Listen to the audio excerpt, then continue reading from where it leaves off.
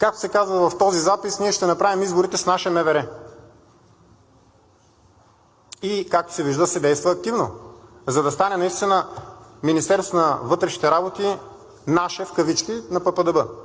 Не наше на българите, не наше на гражданите, не наше на реда и законността, а наше на ППДБ. Тяхно, сиреч.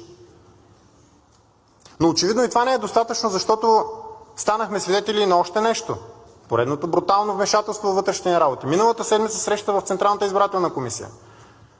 Асен Василев и Мария Габриел с английския посланник. Ние знаем какво се е говорило на тази среща. Интересното обаче е, че липсва коментар от страна на присъствалите там. Каква е работата на един какъвто и да било посланик, без значение дали е английски или на каквато и да било друга държава, в Централната избирателна комисия, в навечерието на местните избори, които са точно след 2 месеца. Това е брутална намеса във вътрешните работи, при това, забележете, осъществена формално по покана на българските управляващи. Това е държавна измяна, от всякъде погледнато. И ние ще питаме какво точно са говорили представителите на така наречената наша държава с английския посланик и каква е била неговата роля там.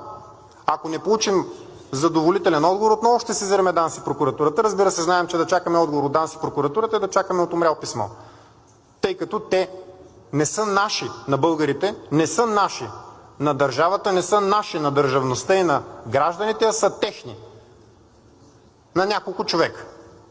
Или на ППДБ, или на ДПС, или на ГЕРБ, както искате го наречете. Управляващото мнозинство. Но не са на държавата.